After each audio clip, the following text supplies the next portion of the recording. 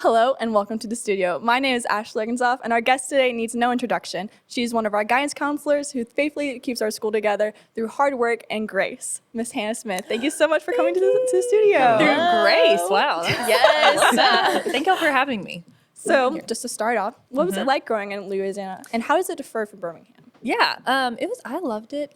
Louisiana will always be home. I really appreciate the culture there, but I don't think I appreciated it as much until I moved here. I think it differs for me personally just because I'm in two completely different places in my life now. I mean, I grew up in Louisiana. It's my childhood. It's where my childhood friends are. It's where, I started my life. But I lived in Birmingham for going on 8 years now, and I've gotten married, started a family, started my career. So, I think I can appreciate where I came from, but I think the season of life that I'm in now, this is the best place for me to be. But I love going home, and, I think when you all go off and do whatever you want to do, college or a job, you'll see if you go away and you come back, you may feel like, oh, I don't want to go back. But then when you do come back, it's like, oh, I miss coming here. I miss these streets. I miss going home. And that's I still feel that way. I mean, even as an adult, I love going back home. And so I think it doesn't differ, I think, in the grand scheme of things. But for me personally, it just brings back good memories. And I think it did me well in the time I was there. And now Birmingham is serving me right in this season of life. So, yeah. So what college did you go to? So I started off at LSUS, and then, like many college students, they changed majors, changed schools. So I went from LSUS to a community college while I was kind of in limbo, and then I ended up graduating from Northwestern University in Natchitoches, Louisiana. So, yeah. What was your original major then? My original major was physical therapy. I knew I always wanted to help people, but I don't think I really ever knew what that looked like. I just knew I wanted to help people, and I'd found the human body fascinating and the way it works. And so I thought, okay, how can I combine that? And I knew I wanted to help people, not just in like a singular way, like, have the same conversation every day. I wanted to help people and be able to be relaxed and just to have, a little structure. And I wasn't really sure what I wanted to look like. So I did physical therapy, which caused a lot of science classes. The bachelor's degree, undergrad, whatever the major was, I don't even remember. It was a science degree though. And in my first 2 science classes in college, I said, oh my goodness, this is not it. This ain't it. And so I talked to my advisor, as one does, and said, I don't know what it is, but this isn't it. And he's like, nope, this probably isn't it, which is totally fine. The average college student changes their major 3 times. And so, Wow. Yeah. And so I was one of those. And so I went to community college to just figure it out, wasn't sure. And then I got a job. I didn't get a job yet. So I'm in community college. I'm trying to think about what is it that I want to do. And then, where do you start? And I think a lot of you guys feel that way. Like, where do I even start thinking about what I want to do? And so I was always really interested in people in addiction, just from different things in my personal life, people that I knew, and I always found it fascinating. And so I actually pursued a degree in addiction studies to help addicts. So Northwestern in Central Louisiana, they have an online program from that. So I just worked and got my degree there, got a job when I graduated. And, I had all these cases come across my desk, and in a lot of the cases, the children were affected. And so, I thought, like, do these children have anyone in their lives, to help them? And so I talked to some friends and the people that I trust, where do kids go every day? They go to school every day. And so that I felt like was the best way that someone could help them. And I thought, gosh, I want to be that person that helps them. And so I kind of diverted from addiction counseling or, pursuing that route or addictions in general to kind of school counseling. And that's kind of how I ended up there. And so I got my master's in education and counseling, and now I'm here. Awesome. That's super It's awesome. always a journey for Yeah. everyone listening. It's always a journey. What brought you to Alabama? So a boy. Back in Louisiana, I volunteered at this church event to work with these middle school girls, these 7th grade girls. I was kind of like their mentor, basically made sure over the weekend they weren't staying up till 3 a.m. and went to bed. It's basically what I was there for. And my husband and some of his friends came to help work the event too. And we met there and dated long distance, like a 7-hour drive from where I'm from. Yeah. And so it was like, okay, I'm tired of driving 7 hours. So we had to have the talk of, okay, I really do like you, so one of us is going to have to move. And we just kind of weighed the pros and cons. And could you see yourself raising a family here in Shreveport, Louisiana? No. That was his answer. And I said, I don't know, maybe not. And so, obviously I came and visited Birmingham, and it just seemed like the better option at the time, just better opportunities. And so I love home, I love Shreveport, but I think Birmingham is the best place for us to be. So I moved here in 2016. Yeah. I've been here So then how long have you been working at Oak Mountain, and what sort of brought you to Oak Mountain? I've been here. This is my third year here. And not being from here, I didn't know much about the schools. My husband went to Vestavia, so I know a little bit about that. Obviously, I had done a practicum and internship in grad school, and I worked in a Vestavia school and a Homewood school.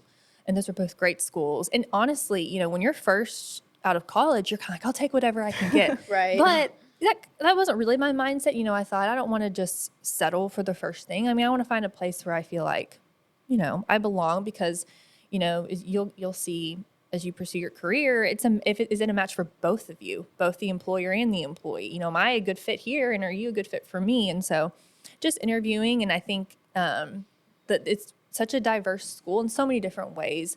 There's so many different things going on. I mean, we have sports, we have the arts, we have so many different things. And what I really like about the school is the lines are blurred. It's not hard lines. You have to do this, but you can't do this. And so I knew that about the school just from people who I knew through the community, and the community is so strong. And so that's one thing that really pulled me here, and it's proven to be true. I thought that would be the case, and it's been true, and it's been great. That's what I really enjoyed about Oak Mountain too. 'Cause I lived in Memphis, and then I came here. It's a completely different environment where there's so many opportunities, which is what I really loved. Yeah. So do you have a favorite memory with Oak Mountain? Oh gosh, I love the people I work with. I love our counseling center. We're all really tight. Yes. And so So fun up there. it's really great to have people that you trust. So I just think about all the little things, that we come together, and just being together and having these conversations. And when you guys come in, so I can't think of one.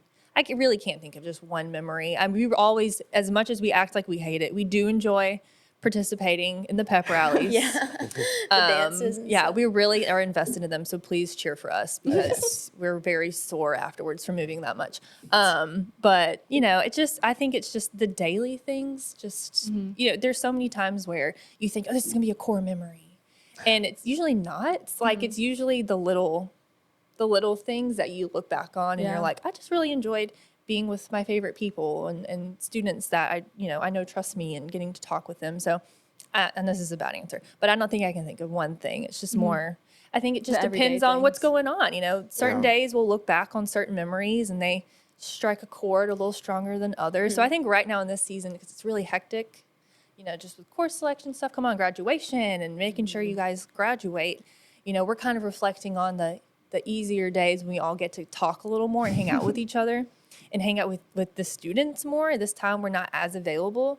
And so we just look back on those memories. We've been talking about that recently. So as the senior and junior counselor, obviously I know what your job is. Yes. You do of course selection, seniors going to college. Yeah. So, but what does your job fully entail? Oh my gosh, we'll be here for 5 hours. It's one of those jobs where you do so much in a day, so many different things. And then I go home, and my husband's like, what'd you do today? And I'm like, did I do anything? Did I actually accomplish anything? What did I do? Just because you're constantly shifting the hats that you're wearing. So I guess it's separated in little groups. So we have the whole mental health side. We can't be your full-time mental health therapist, but if you need us for that, we can be there for you and help you get through the day. And if we think you need more help, we help you, try to start that conversation. But because all the schooling that we got in grad school was mental health schooling. All the school counseling side, the transcript side, we learn on the job. So we're equipped in that way, but that's obviously not primarily our job, but we are equipped to help people in that way. And then you have graduation, and then you have awards day. We do that as well. We are very thankful. We do have teachers that help us as well, and I give them a shout out. We have teachers that do help us, which we're very thankful for. But the bulk of it does come out of the counseling center. So in the same vein as graduation, you have transcripts.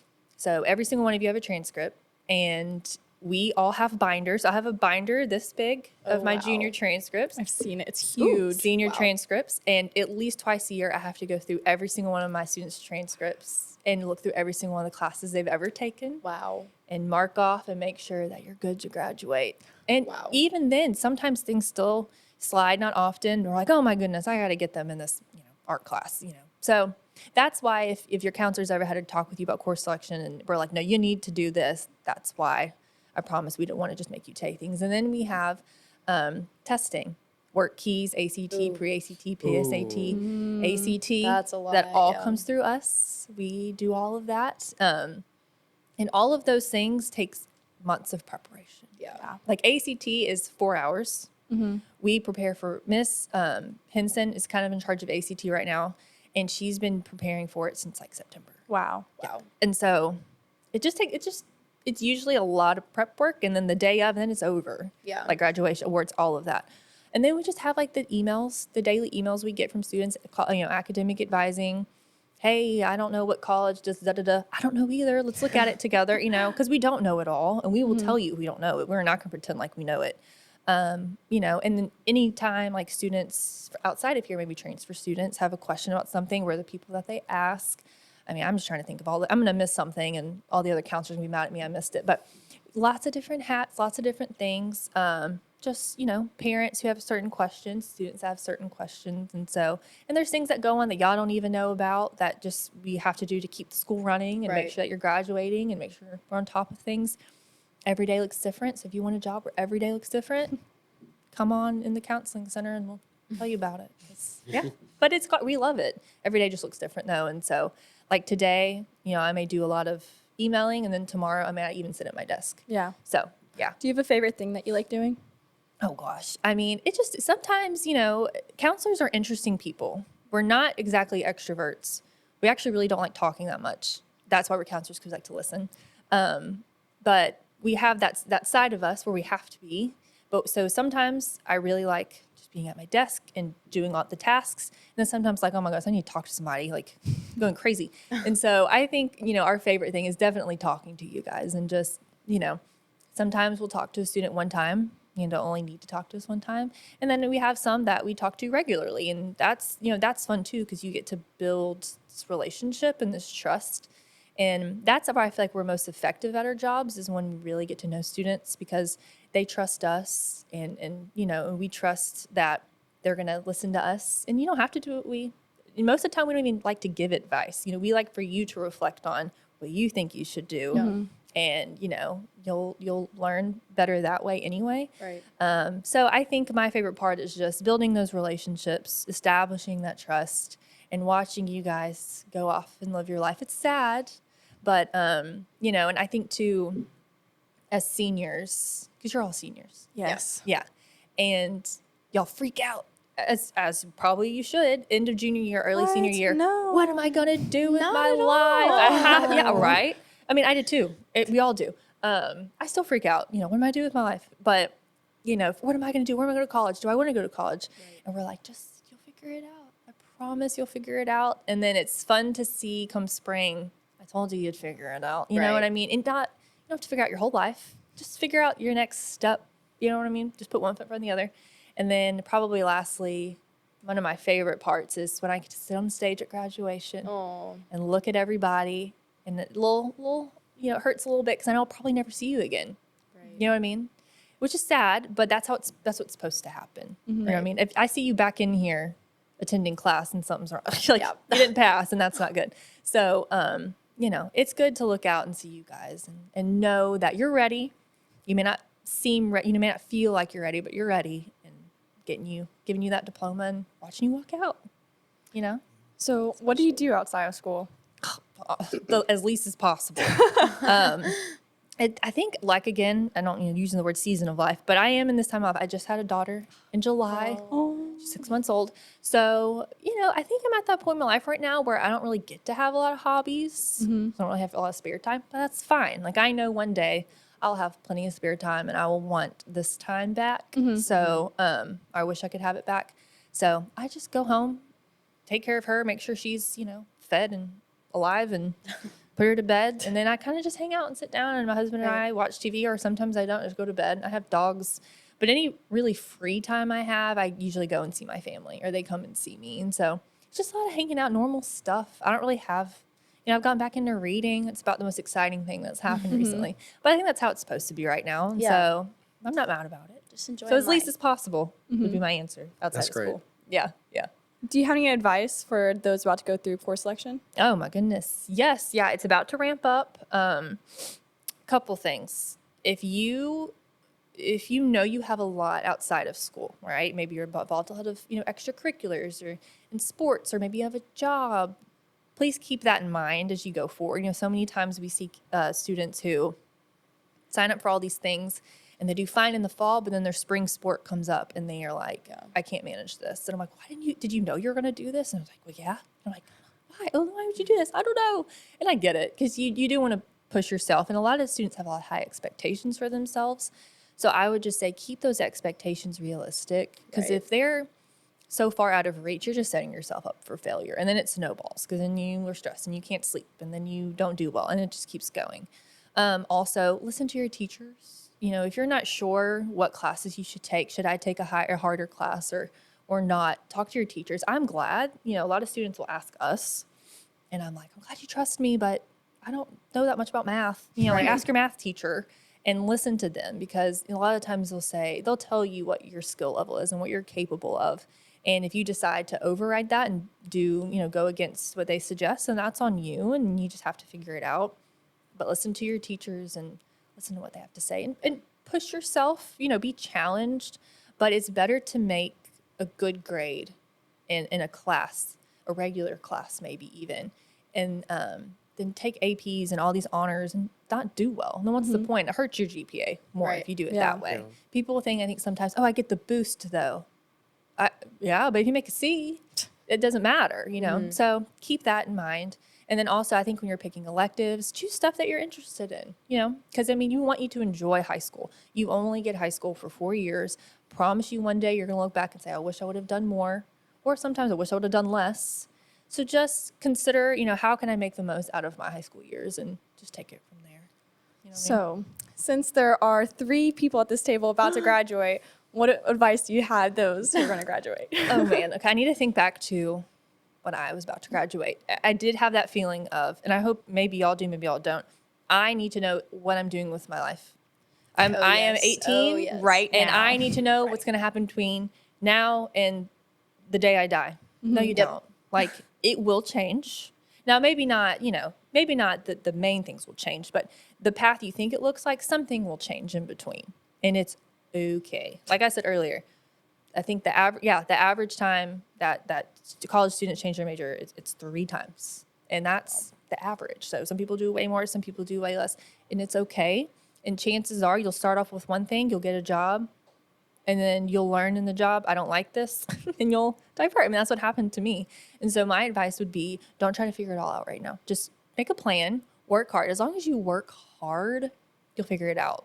It always works out. And that's me. I felt lost. And I said, I don't know what I'm going to do, but you know what? I'm going to make a short-term plan, and I'm going to work really hard at it, and things will fall into place. And that's what happened. Right. And so just be willing to adapt, be flexible, be, gracious with yourself. I promise you think everybody else has it all together, and literally nobody does. And so, I know it doesn't seem that way, but it's very true. And then lastly, I would probably say, schooling is great if you decide to go to school. Some people won't go to school, but make sure you shadow or do some sort of internship, because that's really what you're going to learn the job is like. Like, I got my master's, and that's great and everything, but I probably used 10% of what I learned in school in my actual job. What I actually learned how to do my job was in my internship. Right. So take advantage of opportunities to get out in the field, whether you're going to college or not. And also, the first job you get may not be your dream job, and that's okay too.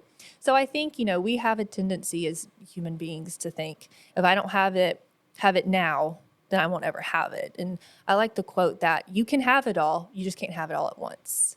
And so over the span of your life, you can do all the things that you want to do, but how possible is it you can do it all at the same time? It's just not possible. Right. Yeah. You can have it all, but it just may not be all at one time. And that's okay. And that's how life goes. So be gracious with yourself. Have fun. have fun, do the things, make decisions. This is your time when you're young and you don't have a family or too many responsibilities to make selfish decisions, do things for yourself, because one day, you're gonna have a family and you'll have a job and you can't do certain things that you want to do. And so take advantage of it now, be young. So yeah. Well, thank you so much, you. Miss Smith. That's all I have Yes. for today. Thank you so much Thank for you so joining much. us. I hope I just put a little bit of Yes. wisdom out on Thank the you table. so much. Thank you so Okay, much. good. Thank you all so much for having me.